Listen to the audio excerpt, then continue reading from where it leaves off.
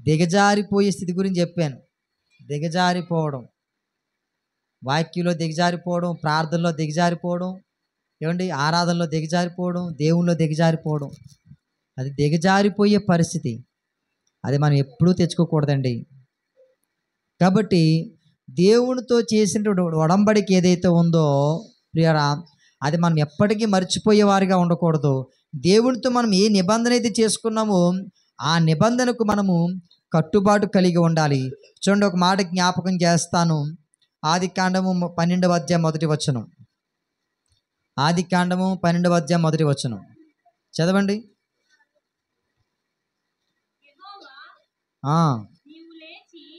యెహోవా మాట్లాడుతున్నాడు. అక్కడ పక్కన గీత ఉందా? అంటే గీత ఉందంటే దేవుడు యెహోవా మాట్లాడుతున్నాడు అనమాట. నీవు లేచి నీవు నీ దేశము నుండి, నీ బంధువుల యొద్ద నుండి, నీ తండ్రి ఇంటి నుండి బయలుదేరి నేను నీకు చూపించు దేశమునకు వెళ్ళుము. దేవునికి మహిమ కలుగునుగాక. ప్రియులరా, దేవుడు అబ్రహాముతో ఏమని మాట్లాడుతున్నాడంటే, నీవు లేచి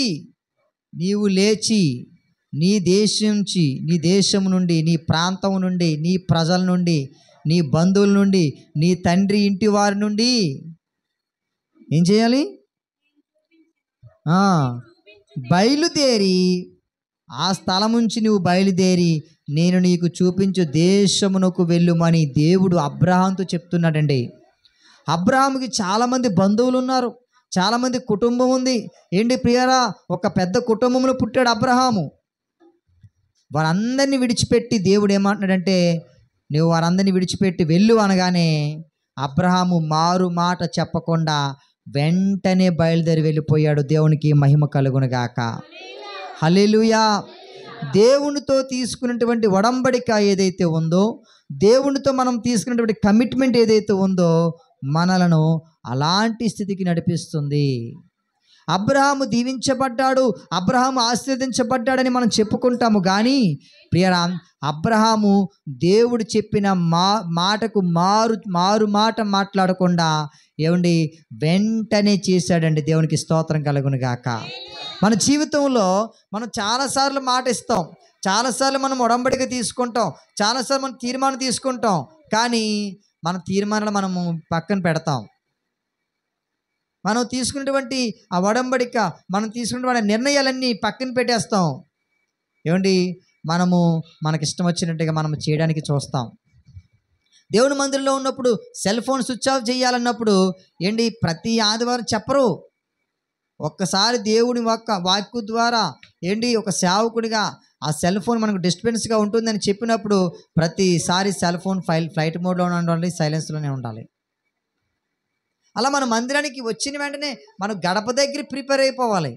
నేను ఇప్పుడు మందిరంలో అడుగు పెడుతున్నాను, ఏది నన్ను డిస్టర్బ్ చేయకూడదు, ఏది నన్ను ఆటంకపరచకూడదని మనము ఏం చేయాలి తెలుసా? ముందే మనము ఫిక్స్ అయిపోవాలి. ఎప్పుడైతే మనం అలా ఫిక్స్ అవుతామో మనము అది చేయగలుగుతాం. కాబట్టి దేవుని నుండి మనల్ని ఏది వేరు చేయకూడదండి. అలా కమిట్మెంట్ అవ్వాలి. ఒకవేళ అనారోగ్యం అది వేరు, అది పక్కన పెడదాం. చిన్న చిన్న కారణాలు దేవునికి మనం దూరం చేయకూడదండి. ఒక భక్తుడు పాట రాశాడు కదా, నీ ప్రేమలో నుండి నన్ను ఎడబాపు వారెవరు, నీ ప్రేమలో నుండి నన్ను ఎడబాపు వారెవరు, నీ ప్రేమలో నుండి నన్ను పాడాలి, ఎడబాపు వారెవరు,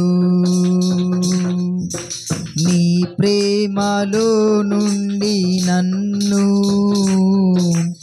ఎడబాపు వారెవరు. ప్రార్థన చేసుకుందాం. దయగల తండ్రి, కృపగల దేవానికి స్తోత్రాలు ప్రభువా, నీకు వందనాలు నాయనా. దేవా, ఇదిగో తండ్రి, అబ్రహాము నాయనా నీ మాట విన్నాడు ప్రభువా.